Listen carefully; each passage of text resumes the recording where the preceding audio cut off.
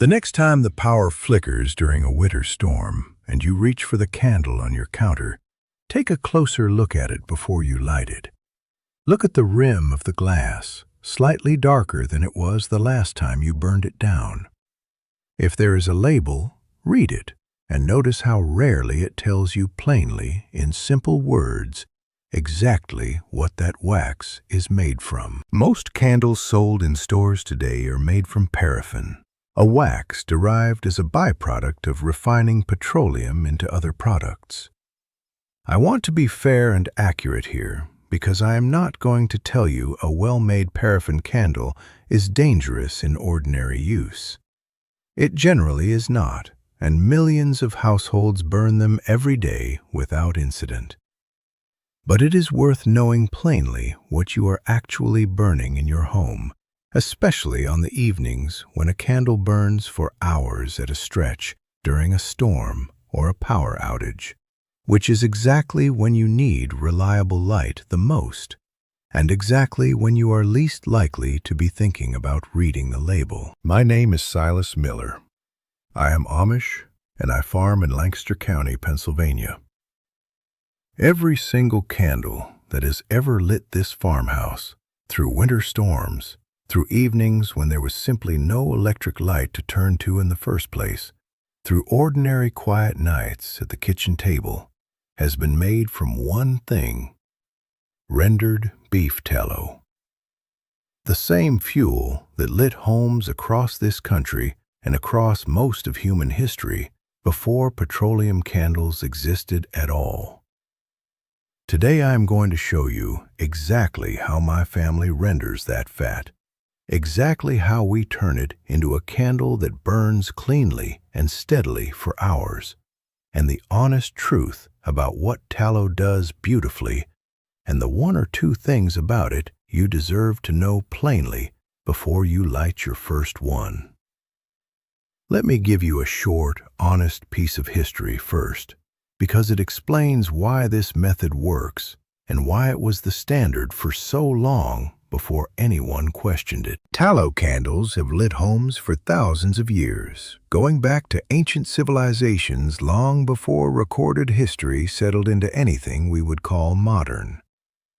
For the vast majority of that time, on farms and in cities alike, tallow was simply what was available. Every household that raised or butchered cattle, sheep, or other livestock had fat as a natural byproduct, and rendering it down for candles alongside soap, which I have shown you on this channel before, was simply the sensible thing to do with it rather than letting it go to waste. Beeswax candles existed alongside tallow throughout this same history and burned somewhat cleaner with a more pleasant natural scent. But beeswax was always more expensive and less abundant since it required keeping bees, while tallow was a byproduct every farm already had on hand at no additional cost. Tallow was the candle of the common household. Beeswax was, for much of history, closer to a luxury. Now the fat itself, and this is where the real work of the whole process happens. The best tallow for candle making comes from the denser fat on an animal, the fat along the back, or what is called suet, the firm fat found around the kidneys. This denser fat renders into a harder, more solid candle that holds its shape well and burns slowly and predictably, compared to softer fats, like the kind you would render specifically for cooking, which tend to stay softer even after cooling and work better for container candles than for anything meant to hold a firm shape. To render it, start by trimming away as much skin, membrane, and non-fat tissue as you reasonably can. This matters more than people expect, because impurities left in the fat are exactly what cause a finished candle to smoke, sputter, or carry an unpleasant smell when burned. Cut the trimmed fat into small pieces, the smaller the better, since smaller pieces render faster and more completely. Some people pulse it briefly in a food processor until it resembles coarsely ground meat, which speeds the process along considerably. Place the cut fat in a heavy pot, a slow cooker, or a stock pot, and heat it slowly over low heat with no water added at all. This is what is called dry rendering, and it is the method most experienced tallow renderers prefer, specifically because any water remaining in the finished fat is the single most common cause of a candle going rancid before its time.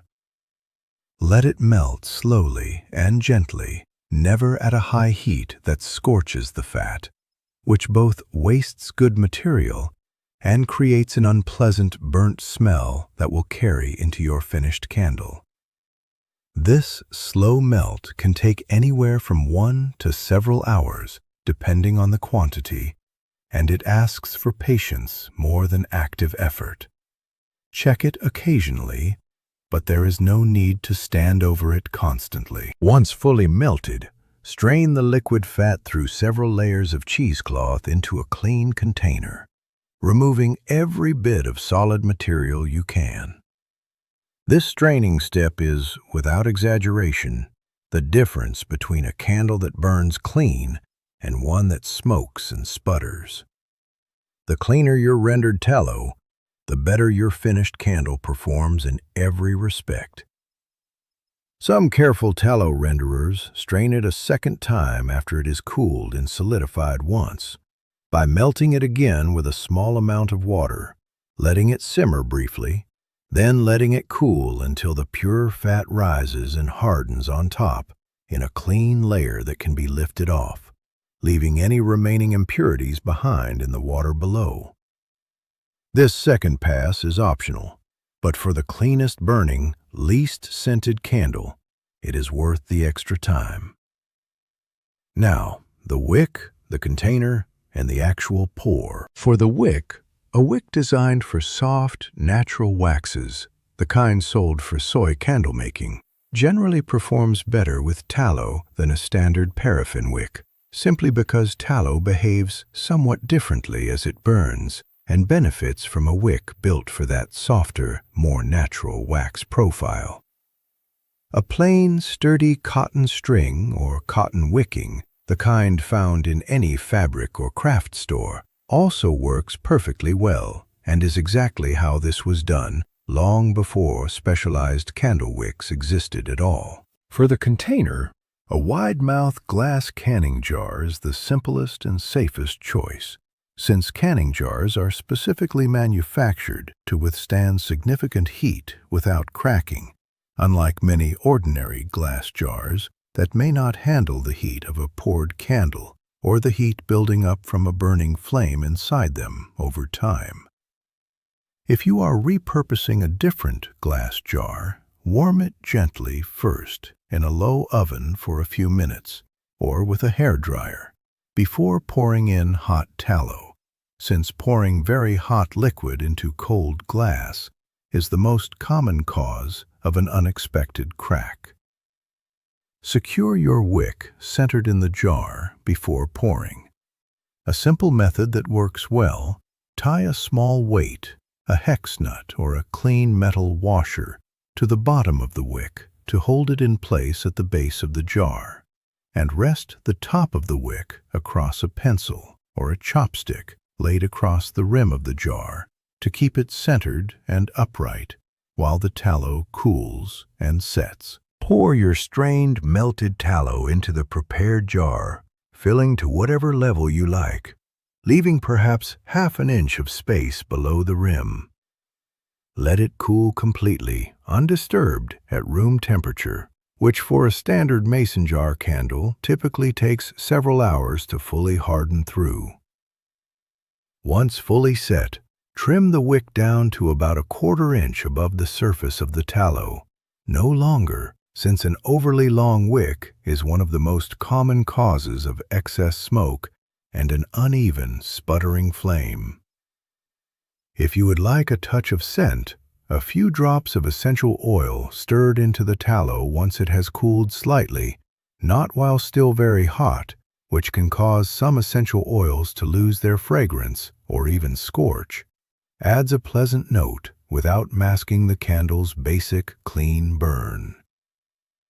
Now I owe you the honest limits, because I will not let you light your first tallow candle expecting something it is not. Properly rendered, well-strained tallow, paired with a wick suited to it, burns genuinely cleanly, with a steady flame and minimal soot, comparable to, and in many cases better than, a poorly made commercial candle. That said, I want to be fair rather than oversell this. Tallow does carry its own mild, natural scent, not unpleasant to most people, often described as faintly warm or slightly savory, somewhat reminiscent of its origin, though far less noticeable than people often assume before they have actually smelled a well-rendered batch burning. If your tallow was rendered carelessly, with impurities left in, or if it has begun to turn slightly before you used it, that scent becomes considerably more noticeable and less pleasant. This is precisely why the straining step I described matters as much as it does. A few drops of a pleasant essential oil, lavender, cedarwood, orange, handle this completely for anyone who would prefer no scent at all from the tallow itself. Tallow candles, particularly in a wide container like a jar, are also prone to something candle makers call tunneling, where the flame melts only a narrow channel straight down through the center, leaving the outer edges of the candle unmelted and effectively wasted. This happens most with a wick that is undersized for the width of the container, or with a candle burned only briefly each time, rather than long enough to melt all the way to the edges. The fix is straightforward. Burn the candle long enough on each use that the melted pool reaches the full width of the jar before extinguishing it. And consider using 2 or 3 wicks arranged in a small triangle for a wider container, which melts evenly across the whole surface rather than tunneling down the middle. Tallow candles also benefit from cool storage. In a genuinely hot, humid environment, tallow can soften considerably or, over a very long storage period, eventually turn rancid the way any animal fat eventually will, particularly if any moisture was left in during rendering. Stored in a cool, dry place, a pantry, a cellar, anywhere out of direct heat, a well-rendered tallow candle keeps for a long while, and several experienced tallow candle makers report candles stored properly for well over a year showing no signs of spoilage or unpleasant change at all. And one safety note that applies to any candle of any kind, tallow or otherwise, and that I will not skip regardless of how many times it has been said before. Never leave a burning candle unattended. Keep it well away from anything flammable, and if tallow itself ever catches fire directly, which would require a serious mishandling, not ordinary use, do not pour water on it, since water on burning fat can cause dangerous spattering. Smother a fat fire with a lid or a damp cloth instead, the same rule that applies to any kitchen grease fire. Now I want to take a moment because this is the part that matters most. Think about what we have just walked through. Fat that on most working farms would otherwise be a byproduct of butchering, sometimes given away freely by a local butcher who has no particular use for it beyond rendering it themselves or discarding it.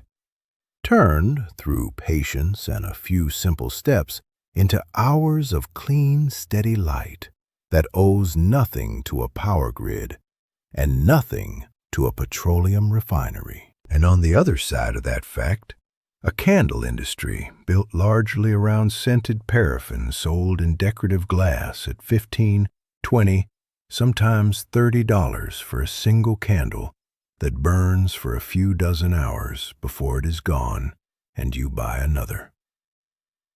I will not tell you that industry is dishonest.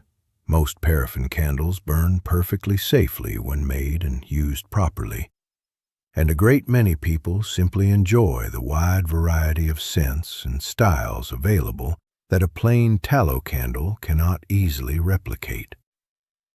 But the knowledge that a candle can be made at essentially no cost, from material many households would otherwise discard, has quietly faded from common practice over the last century or so, the same way so much of this old knowledge has, simply because there has never been money in teaching a household to make its own light for free, when there is real, ongoing money in selling that same household a new candle every few weeks. My grandmother kept tallow candles in this house for exactly the reason every farm family has for the last several hundred years. They cost nothing beyond patience, they used up what would otherwise go to waste, and they meant that on the night the lantern oil ran low or the storm knocked out the lines, this family was never sitting in the dark. So here is what I want you to do. If you have access to beef fat, your own, if you raise or butcher animals, or simply ask a local butcher, who very often has fat trimmings to give away or sell for next to nothing, since it is frequently treated as a byproduct rather than a product in its own right. Render it slowly, dry, with patience. Strain it carefully, more than once if you want the cleanest possible burn. Set your wick, pour your jar, let it cool completely, and trim the wick before you light it for the first time. Then keep that jar somewhere sensible, not just for the pleasant glow of an ordinary evening, though that is reason enough on its own, but for the night the power goes out, and you reach for something reliable that asks nothing of the grid at all. Tell me in the comments below, have you ever gone through a real extended power outage? And what did you reach for when the lights went out? Have you ever rendered your own tallow before?